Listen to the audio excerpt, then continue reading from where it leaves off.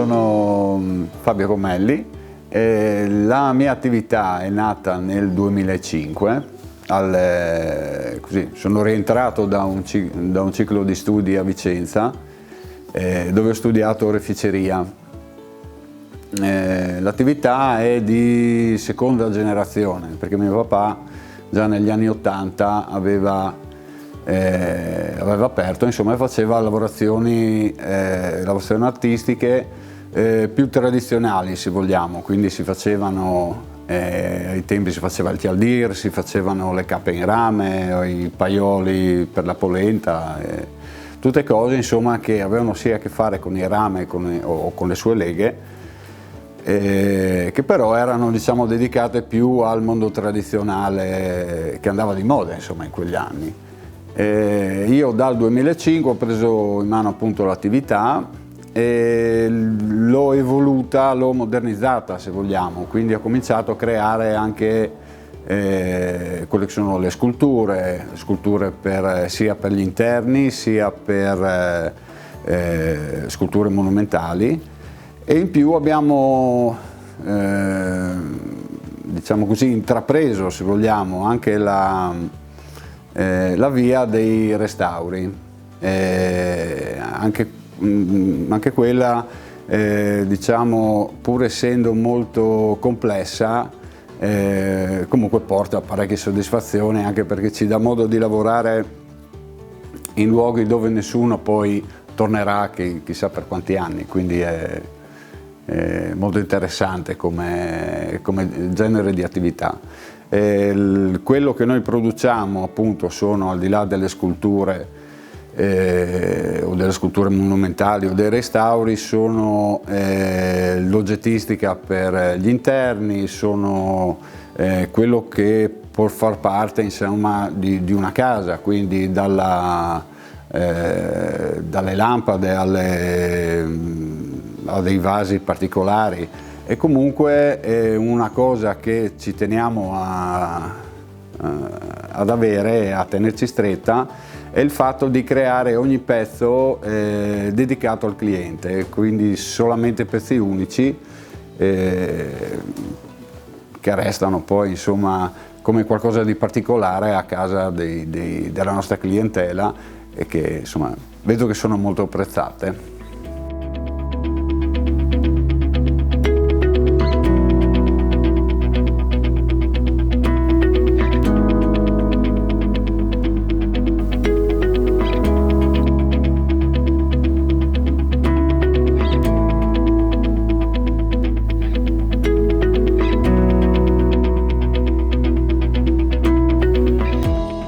Allora, vi faccio vedere adesso come si può creare una rosa. In questo caso la faremo in rame, quindi con diciamo un piccolo pezzo di rame è quello che riusciamo a realizzare.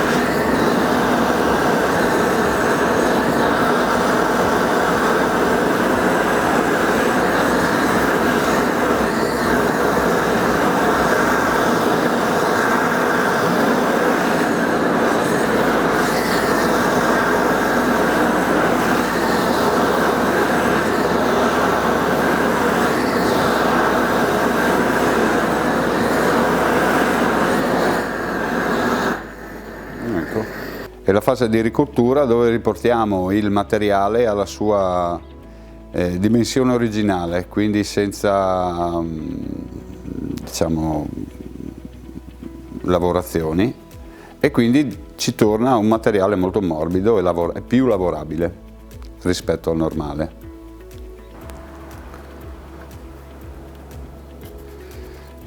Ecco, adesso segniamo quelli che saranno dopo i petali, la base dei petali, e dividiamo in tre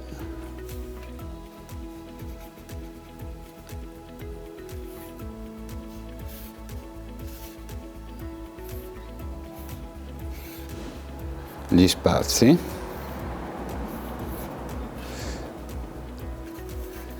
lasciamo una base sotto e in questi faremo poi, ricaveremo, qua vengono i trafori,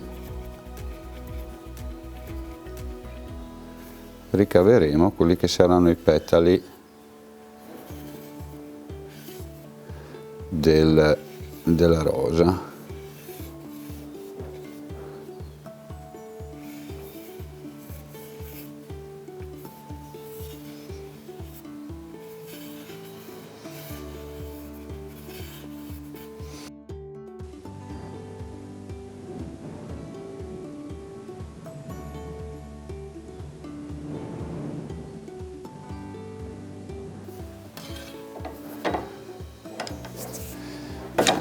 Questa è una fustellatrice e ci permette di fare i fori senza accendere il trapano, in sostanza.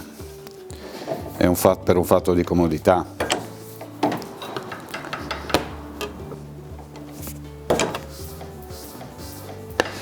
I fori saranno poi, faranno parte del profilo dei nostri petali.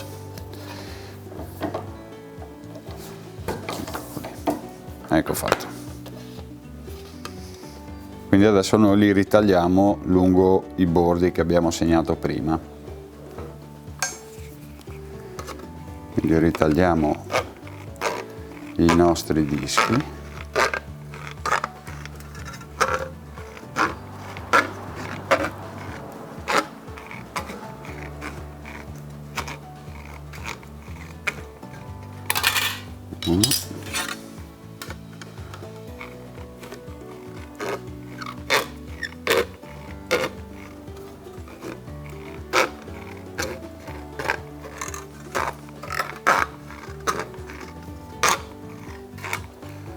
Ritagliamo anche le parti che abbiamo segnato qua.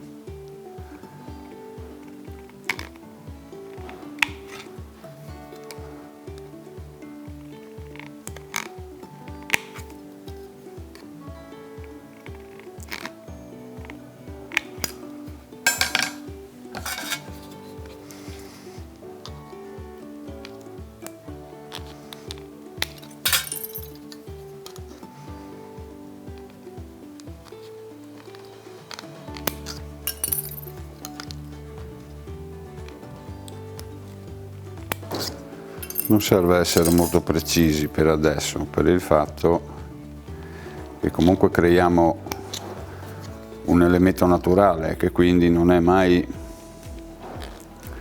molto preciso nelle forme.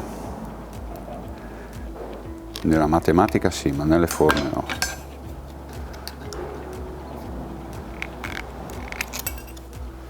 Ecco fatto.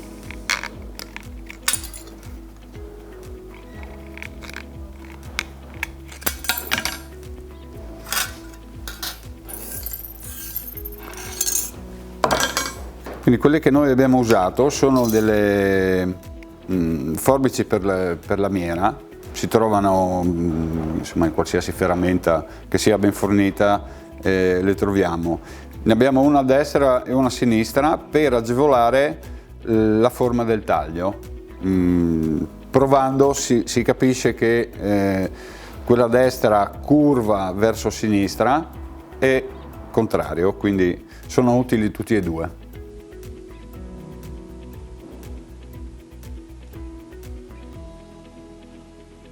Adesso cerchiamo di riprodurre quelle che sono le venature che ci sono sui petali delle rose, perché non è, il petalo della rosa non è piatto come questo e in più non è così spesso. Quindi utilizzeremo un martello possibilmente lucidato da una parte in maniera che non lasci delle texture che non vogliamo, e utilizzeremo dei ceselli per creare la texture verticale che hanno i petali, appunto. Quindi appiattiamo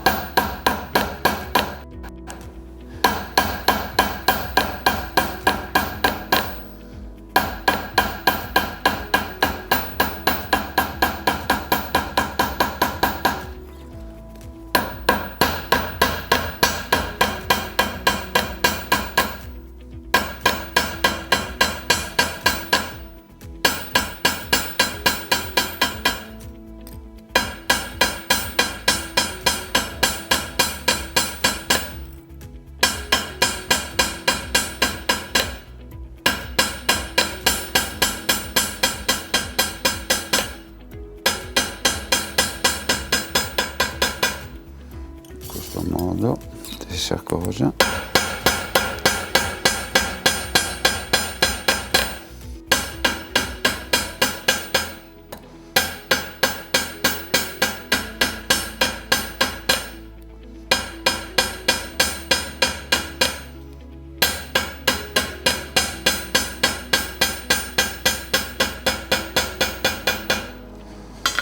Così. E adesso creiamo i segni sui petali. Allora, questi sono, si chiamano ceselli e vengono creati a seconda dell'esigenza per riuscire a lavorare appunto sulla lastra di rame o di ottone. Servono sia per bombare le superfici sia per rifinirle dalla parte, insomma, che poi sarà la parte visibile. E quindi ogni volta che si fa un lavoro vengono fuori nuove forme. Adesso nel corso degli anni, insomma, ne abbiamo un buon numero e quindi quasi non serve farne ancora di nuovi. Questi sono fatti in acciaio inossidabile. Per marcare bene la superficie utilizziamo una lastra in piombo che spianiamo un pochino.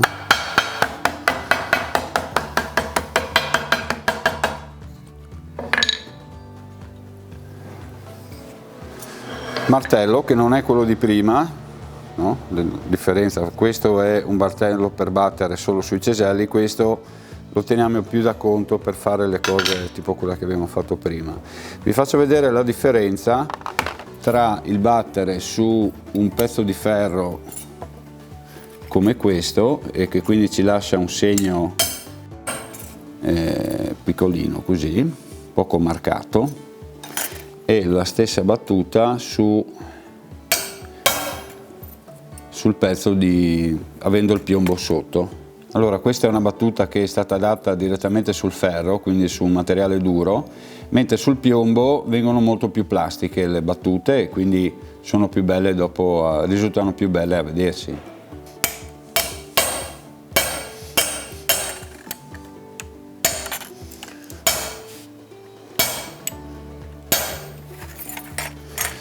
In questo caso non serve essere molto precisi, appunto perché, come dicevo prima, la natura in questi casi non richiede molta precisione. Mettiamo questo.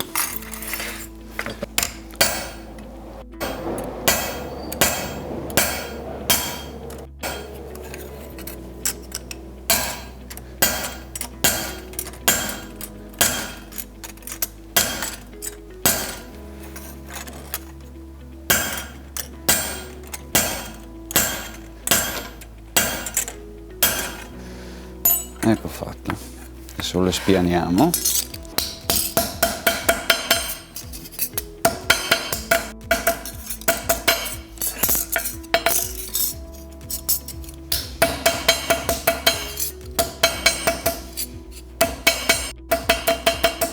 E questa sarà la parte esterna dei petali. Adesso vediamo come bombarli. Allora, ecco, con questo, e usiamo anche questo.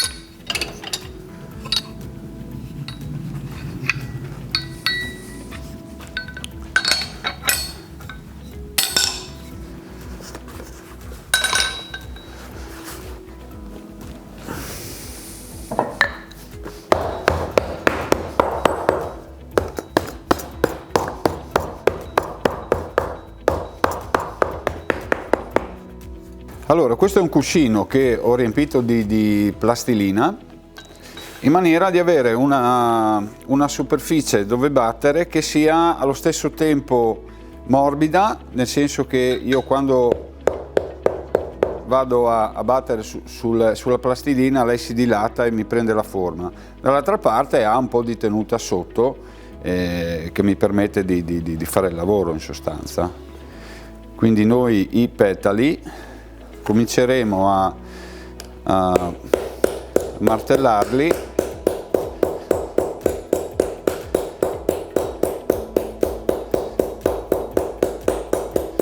e cominciamo a dare la forma .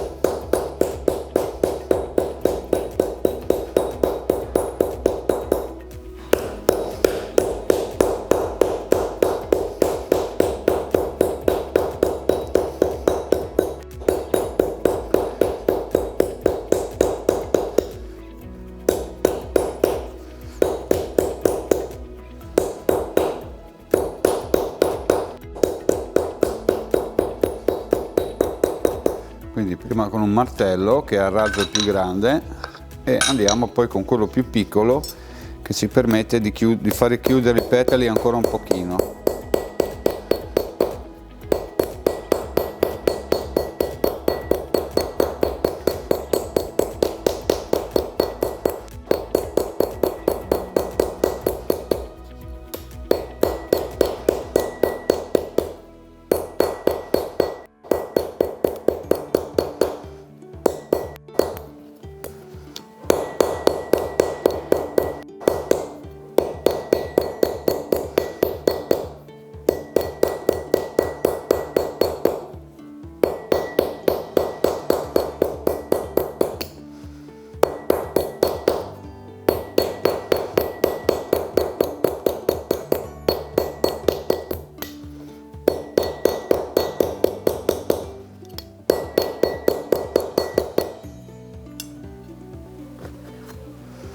Facciamo la stessa cosa anche con l'altro.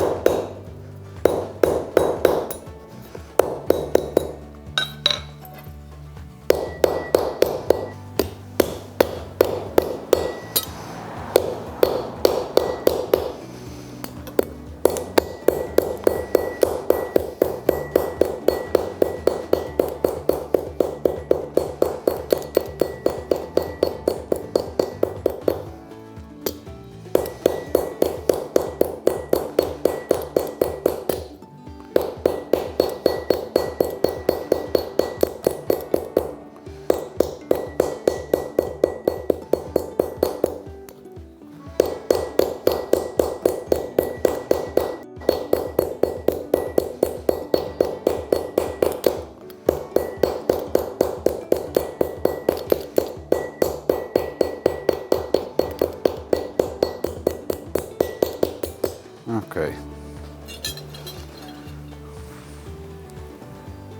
Per avere i nostri petali ancora più chiusi, siccome da dentro adesso non riusciamo più ad agire col martello, lo mettiamo su una mezza sfera, in modo da chiuderlo ancora un pochino, quello che gli serve. Adesso col martello dato faremo entrare un po', ecco.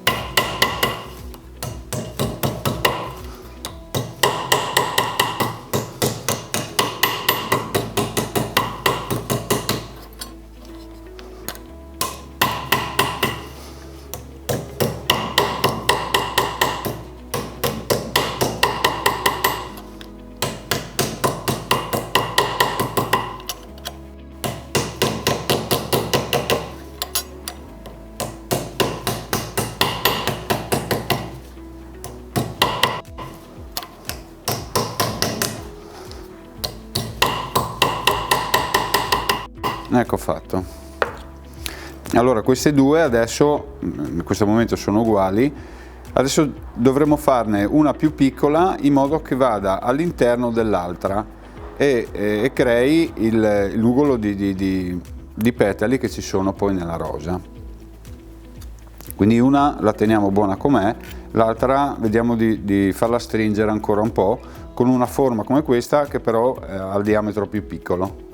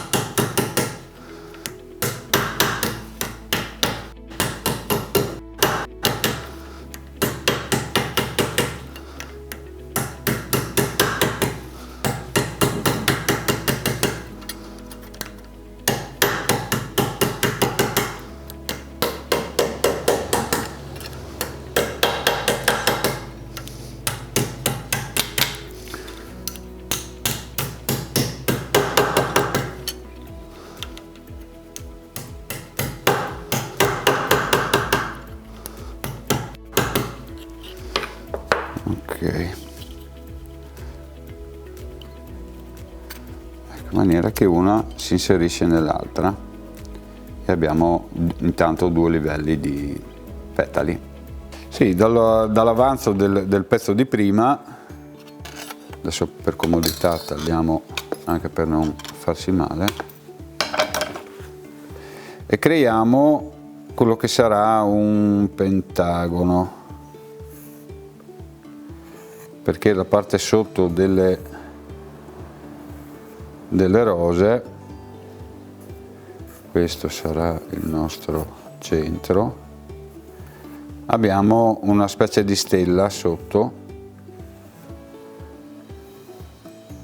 che è quella che racchiude la rosa quando è ancora chiusa. Poi la cosa più bella del ricreare le cose naturali è che basta andare nel giardino e vedere come è fatto, e quindi l'ispirazione ce l'abbiamo già sulla porta di casa.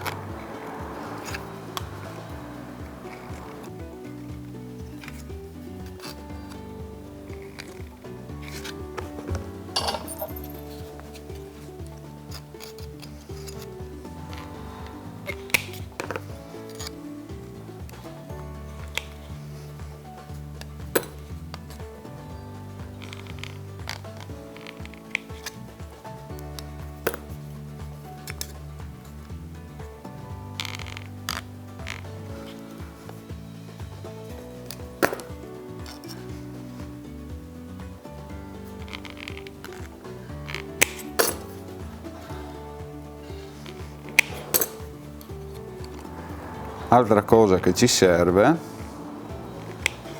sarà una foglia o due. Abbiamo due pezzi, creiamo due foglie. Quindi disegniamo quella che poi sarà la foglia.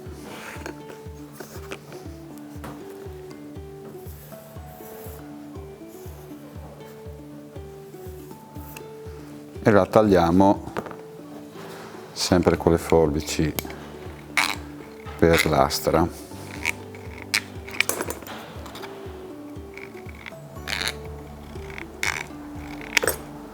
Una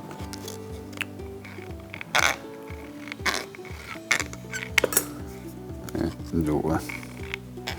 Adesso su queste foglie e anche sulla parte a pentagono faremo una battitura in maniera da avere una texture anche su questi.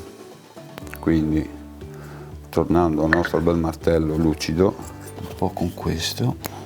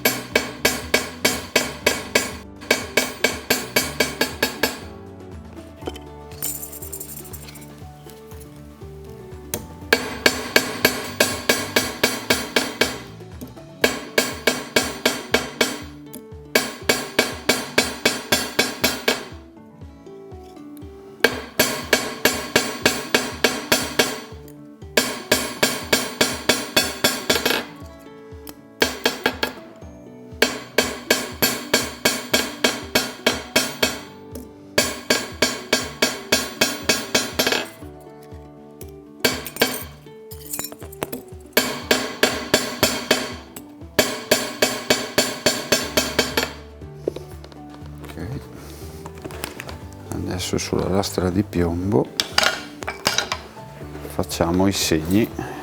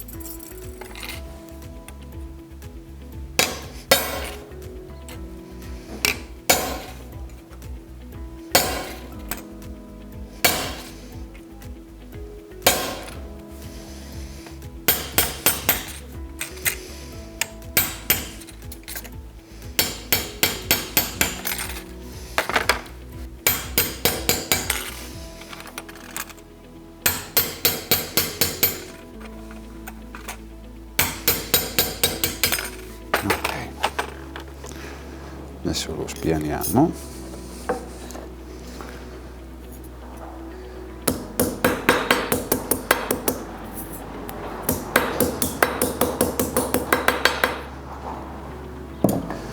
E rifacciamo un po' di bombatura anche a questo, come abbiamo fatto prima per i petali.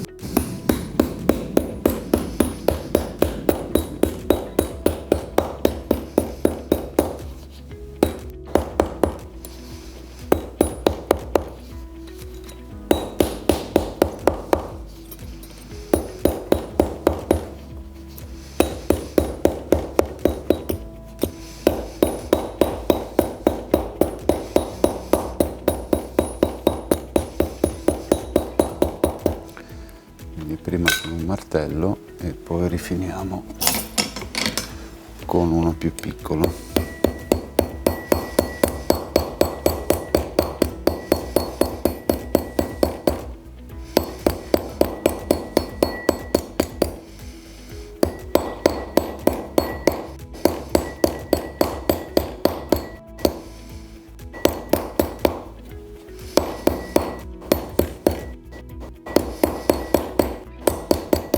Ecco fatto.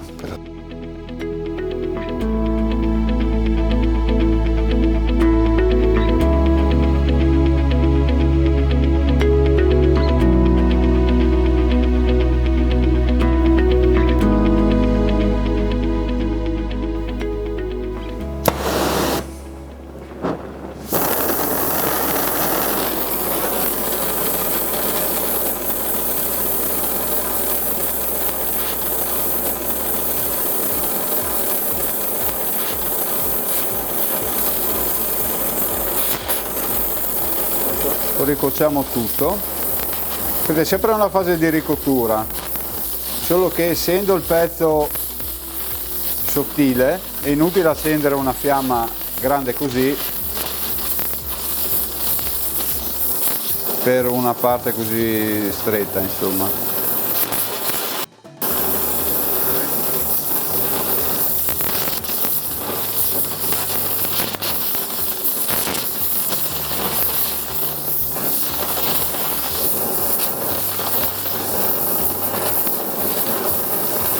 Ecco fatto.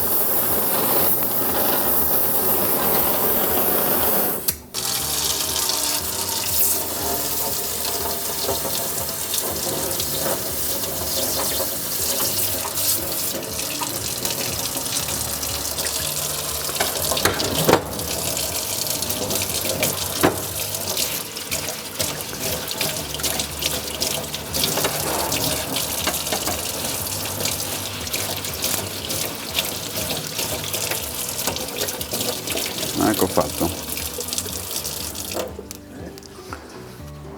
Allora adesso creiamo una texture anche su quello che sarà diventerà poi il manico della rosa, e per fare questo mi sono creato un martello con delle scanalature in modo appunto che crei già da solo la texture senza avere grosse difficoltà.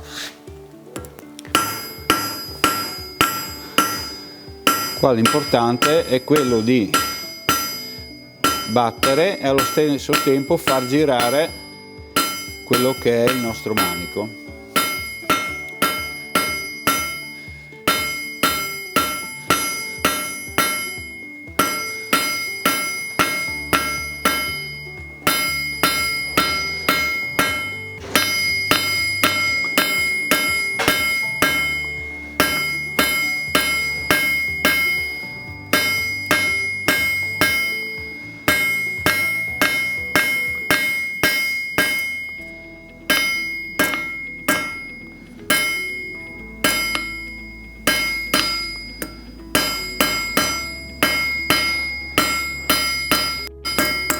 Ok, è importante far girare il pezzo mentre si batte col martello in modo da distribuire bene tutta la texture e anche per tenere dritto quello che è il manico, perché se noi battiamo da una parte sola per forza di cose si curva, ha un doppio scopo. Adesso gli facciamo un cappello, nel senso che allargheremo una parte e poi riusciremo a capire il perché.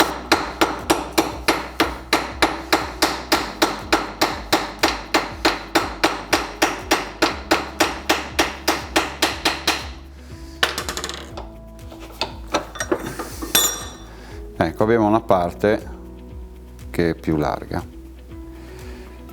Ecco, quindi adesso abbiamo tutti i pezzi che ci servono per la nostra rosa. Si tratta adesso di procedere con l'assemblaggio. Dovremo infilare quello che è il nostro manico e fissarlo sui petali, quindi andiamo a fare dei fori nella parte sotto dei petali in maniera appunto da riuscire a infilarli, e li facciamo incastrare sulla parte sopra del manico. In questo caso usiamo semplicemente un trapano per fare i fori, come anche per fare gli altri fori si può usare un semplice trapano, insomma. Gli creiamo questo foro centrale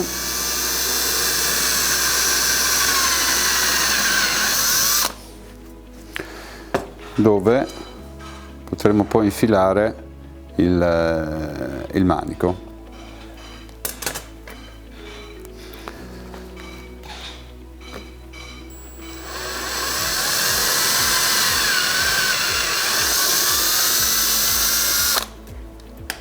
Stessa cosa anche per la parte sotto.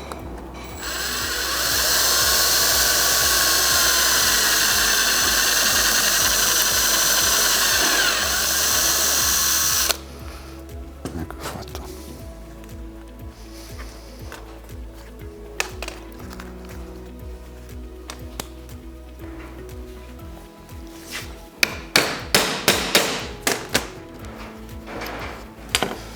Vediamo se è sufficiente. Sì, però ci va prima l'altro. Io in questo caso ho fatto il foro di misura giusta con il manico, che però naturalmente, essendo battuto in maniera non uniforme, fa un po' fatica a entrare. Ho fatto così in maniera da allargare poi i fori con un ferro ed avere un po' questo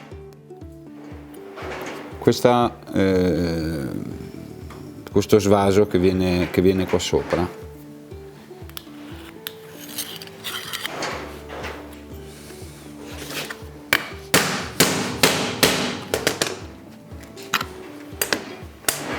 E anche qui abbiamo un po' di svaso.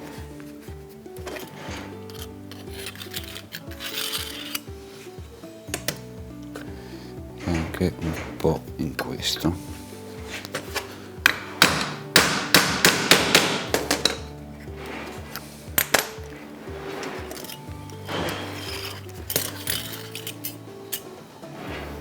Ecco qua, per adesso questo è quello che abbiamo.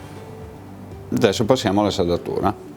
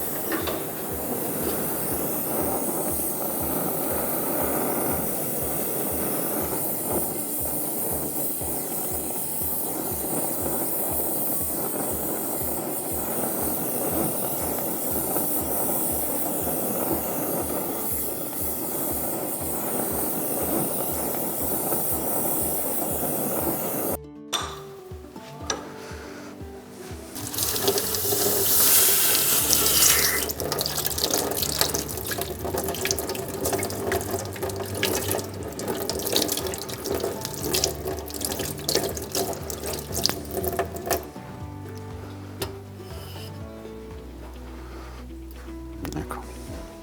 Sì, adesso saldiamo le due foglie della rosa che abbiamo preparato prima.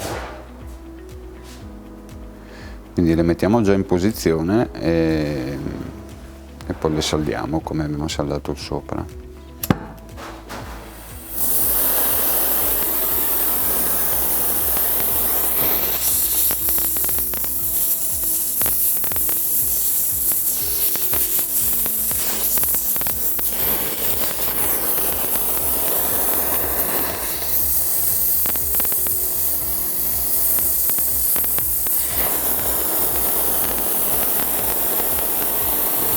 siamo, ricuociamo anche nuovamente i petali, così ci risulta più semplice dopo di piegarli.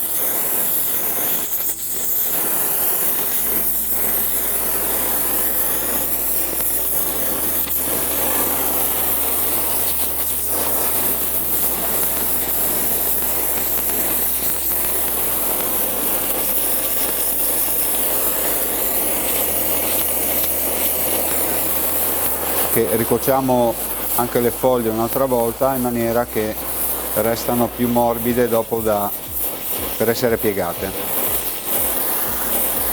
Ecco fatto.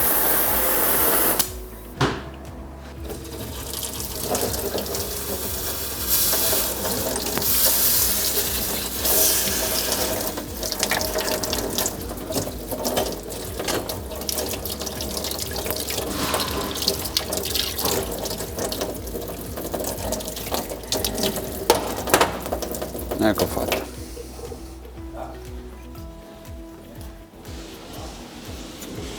Ok, questi quindi sono i petali che abbiamo ottenuto e saldato. E adesso andiamo a chiuderli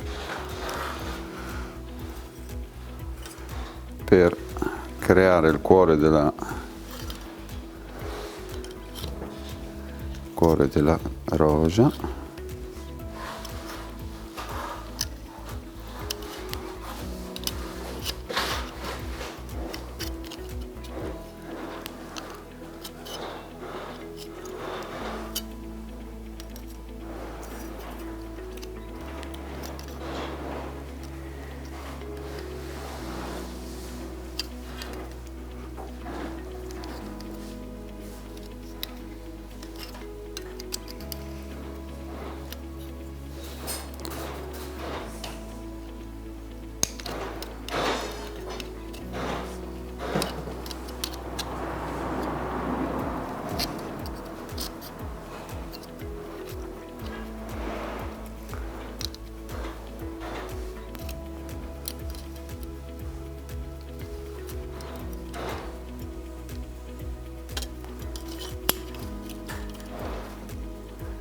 Stessa cosa anche qui.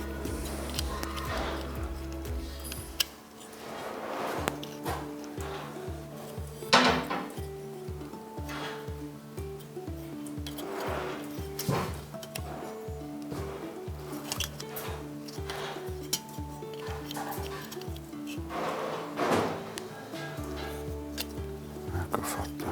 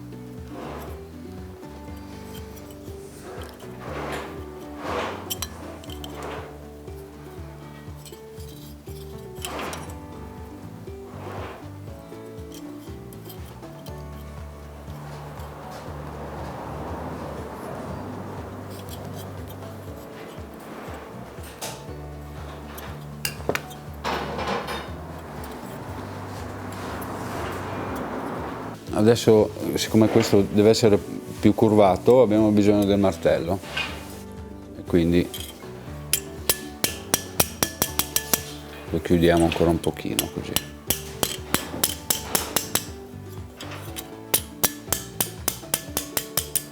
Ecco fatto, ancora un po' qua, in modo da avere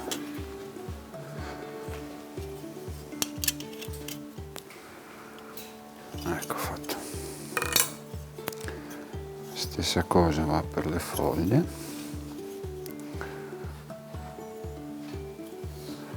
In più le foglie hanno bisogno sul bordo di avere una seghettatura che possiamo appunto crearla con le pinze.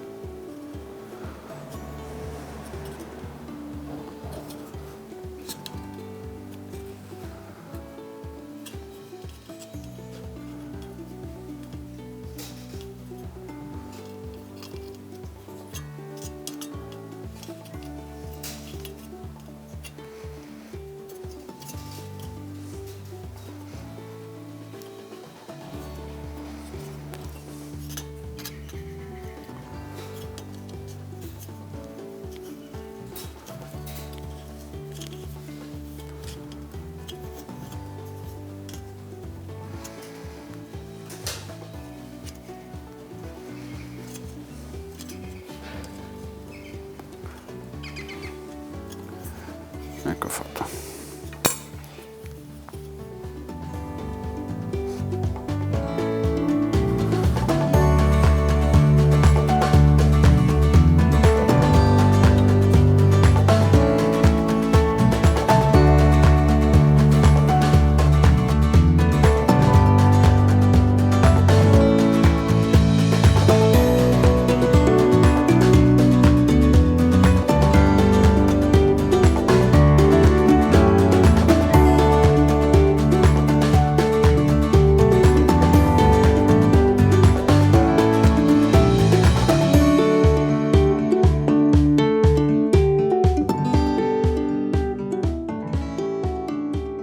Allora, nel 2011 viene a galla le problematiche che aveva l'Angelo del Castello di Udine. Diciamo, erano parecchi anni che se ne parlava, però insomma c'erano dei problemi di logistica per riuscire a intervenire sul campanile, che è appunto nella zona del Castello di Udine.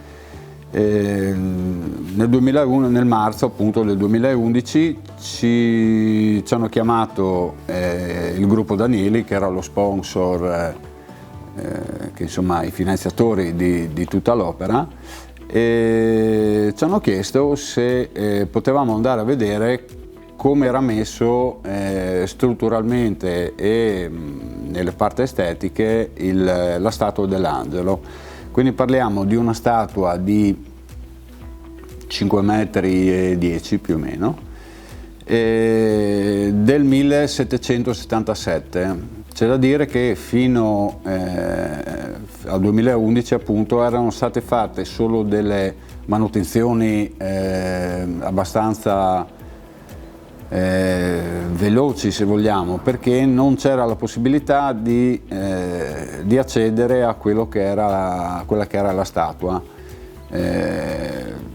In occasione appunto del restauro del campanile è stata costruita un'impalcatura che abbracciava tutto il campanile con tanto di ascensore e tutto quanto, e quindi ci ha permesso di andare fino ai piedi dell'Angelo per vedere le condizioni in cui si trovava. Devo dire insomma che gli inizi sono stati abbastanza difficoltosi, perché era abbastanza difficile riuscire ad accedere a vedere cosa c'era dentro. Nessuno sapeva come era stato costruito e non avevamo dei documenti o qualcosa che ci spiegasse da che parte cominciare insomma quest'opera.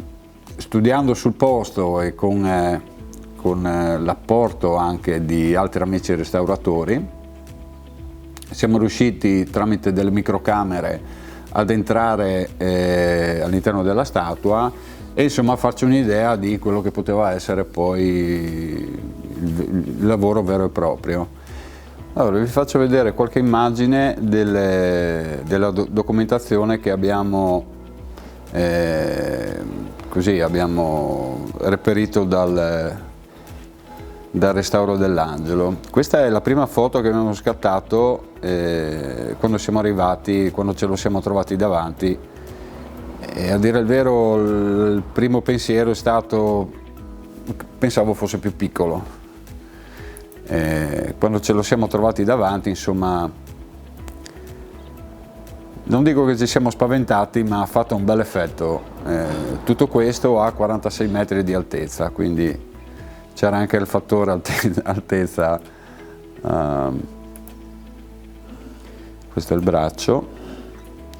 E abbiamo cominciato a notare i vari buchi che erano stati creati nel corso degli anni, pensando di favorire lo scolo dell'acqua che andava a formarsi all'interno che andava a infiltrarsi all'interno dell'angelo. Purtroppo è vero che usciva l'acqua, ma diciamo per contro permetteva l'entrata di vari uccelli, di insetti.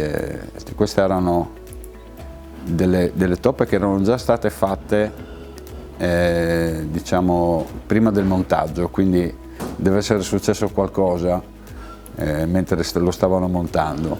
Qua sono le varie riparazioni che avevano cercato di fare durante il corso degli anni, cercando di sigillare le parti dove entrava più acqua, che però insomma nel corso del tempo poi si sono degradate. Questi sono gli attacchi delle ali. Questo è il giglio, ed erano le parti metalliche, questa è sempre un'altra sezione del giglio, ed erano le parti metalliche esposte che erano, diciamo, più soggette sia alla corrosione che all'usura. Queste sono alcune delle foto che siamo riusciti a fare con la microcamera, e subito abbiamo trovato, ci siamo trovati un po' spiazzati perché trovavamo pieno di nidi all'interno, ed effettivamente insomma abbiamo tirato fuori, poi quando siamo riusciti ad aprire le sezioni dell'angelo, abbiamo tirato fuori quasi un quintale di fra ramaglie e cose varie che avevamo trovato all'interno. Qui è sempre a livello, insomma, di documentazione lo smontaggio delle ali che fanno da timone, perché ricordo che l'angelo è un angelo anemometrico, quindi ci dà la direzione dalla quale arriva il vento, e le ali fanno da timone. Quindi per ogni vite, per ogni cosa che noi smontavamo erano siglate, in maniera che quando avevamo tutti i pezzi a disposizione sapevamo esattamente da dove arrivava, in che sezione dell'angelo si trovava. Nel corso degli anni, appunto, dove trovavano dei fori o qualcosa, venivano messe delle toppe, quindi probabilmente sotto queste due c'è un foro interno, dove però sono stati fatti altri 5 fori esterni, che poi noi ci siamo trovati a dover, eccolo qua ad esempio, a dover aggiustare poi. Qui la stessa situazione, e dappertutto dove c'erano, insomma, delle rotture dei fori. Questi sono dei fori di proiettile, perché abbiamo scoperto, parlando con dei signori di Udine, che ai tempi della guerra si mettevano nella piazza di Udine e registravano i mirini dei fucili. Riuscivano a farlo perché quando loro sentivano, da quando sparavano, quando sentivano il rumore che faceva sull'angelo, capivano, riuscivano a fare il conto della distanza e riuscivano a calibrare il mirino. Quindi siamo trovati anche i proiettili alla fin dei conti. Qui è una parte dello smontaggio della testa. Qui torniamo poi a quello che abbiamo trovato anche prima. La testa è stata, una volta che è stata smontata, è stata esposta al museo del Duomo qui a Udine per 3 giorni, e in 3 giorni ha avuto 3.600 visitatori. Erano tutti curiosi di vedere quanto era grande insomma quest'angelo. Questa era la situazione che ci trovavamo smontando le varie sezioni dell'angelo, quindi con dei fori contornati da altre miriadi di altri forellini più piccoli che ci siamo insomma trovati nella condizione di dover risistemare. Queste sono delle fasi poi di lavorazione, quindi la sabbiatura delle parti che siamo riusciti a mantenere perché erano ancora buone.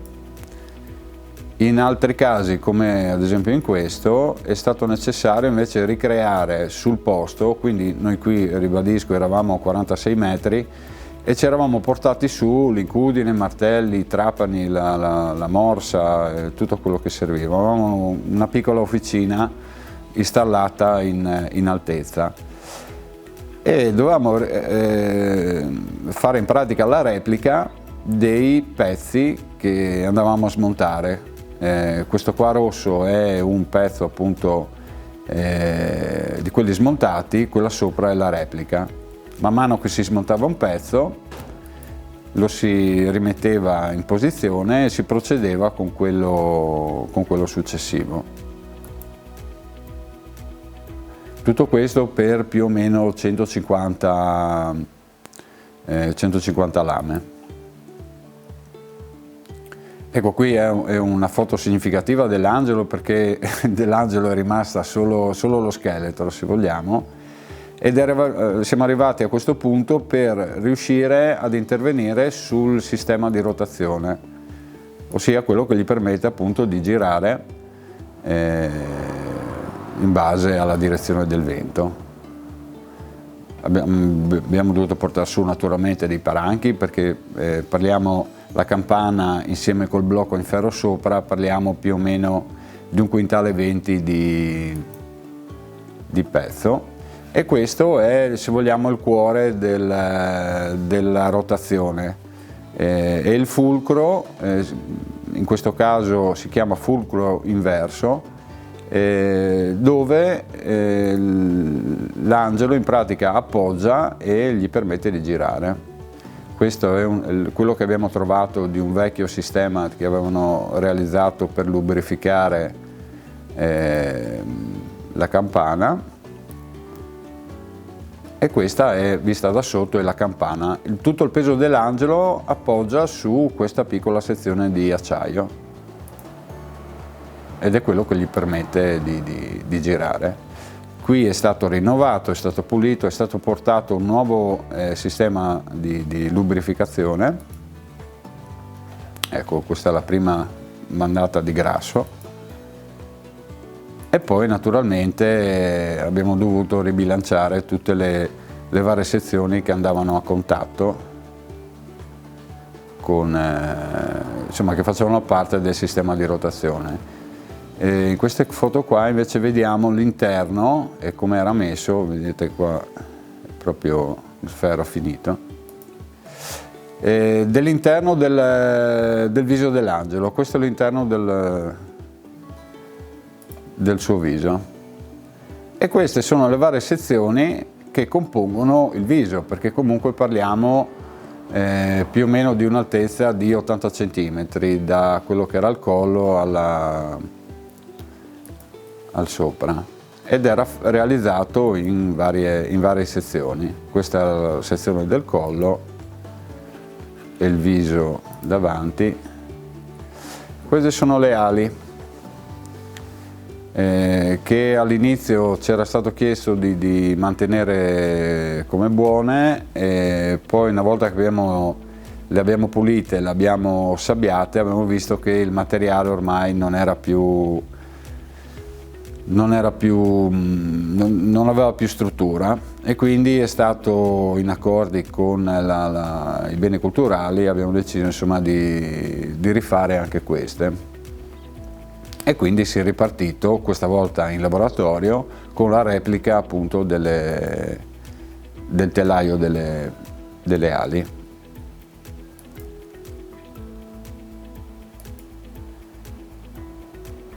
Questa è una foto significativa, perché qua eravamo più o meno alle 11 di sera e l'indomani dovevamo montare quella che è la copertura delle ali sul telai per presentarle, e quindi eravamo io e mio papà che stavamo ancora lavorando, nonostante aver fatto tutta la giornata in quota, tornavamo in laboratorio qua e si riprendeva insomma la lavorazione.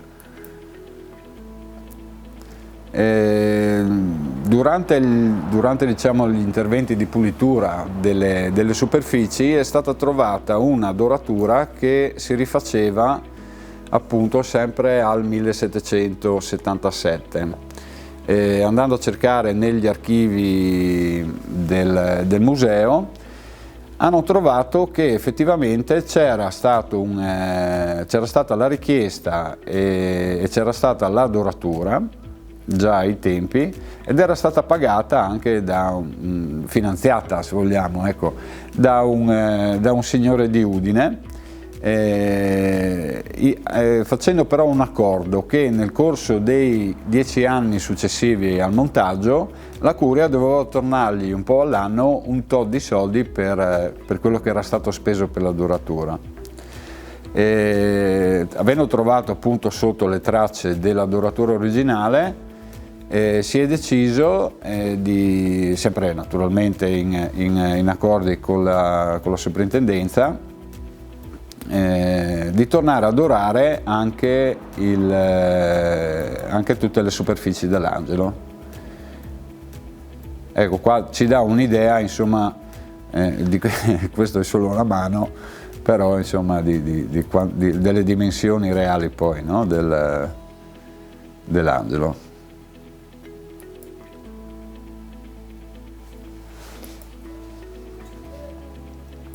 Queste sono sezioni, queste sono le ali. E quando siamo arrivati alla parte del giglio, anche lì c'è stata un po' una brutta sorpresa, nel senso che abbiamo trovato anche qui che insomma, quello che era rimasto del giglio non era più, non poteva più essere messo in sicurezza, quindi è stato deciso di realizzarne uno nuovo, fedele all'originale, in acciaio inossidabile, che poi è stato dorato a foglia 24 carati. Qui abbiamo il vecchio e il nuovo, diciamo. E così è il nuovo, e stessa cosa per le altre sezioni. Ecco, questi che vediamo qua sopra sono stati lasciati e sono i campioni di pulitura che erano stati realizzati appunto sulla schiena, dove si è trovata parte della doratura originale.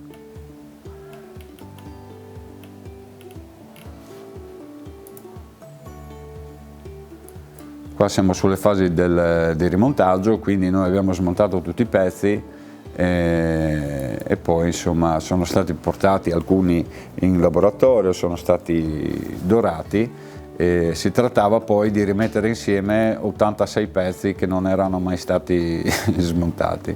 Ecco qua la doratura originale.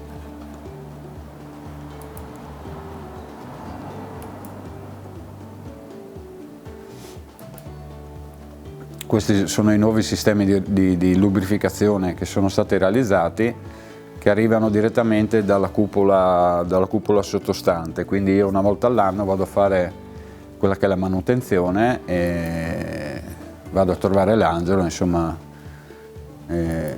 lo iniettiamo di nuovo grasso ogni anno, in maniera che sia sempre, qua dà un po' la dimensione di quello che ci erano trovati. E queste sono delle foto del prima e del dopo, quindi il giglio, e questo era il giglio e questo era l'Angelo visto dalla base, quello nuovo. Ecco, questo era il vecchio e questo era il nuovo.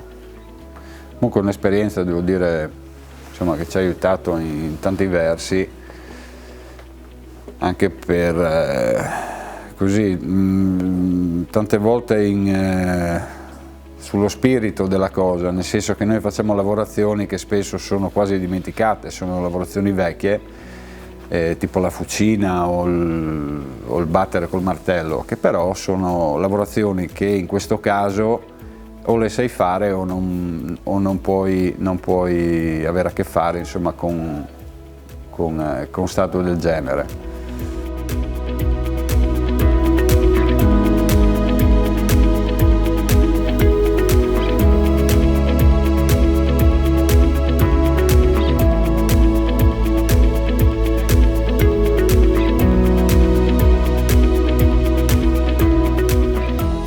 Questa è una parte, insomma, di quello che facciamo. Facciamo molte altre cose, adesso mi viene da pensare alle sculture per esterni, così, che comunque potete trovare sui vari social network, che sia Facebook o Instagram, sotto Studio Comelli, oppure sul sito www.metalcomelli.it.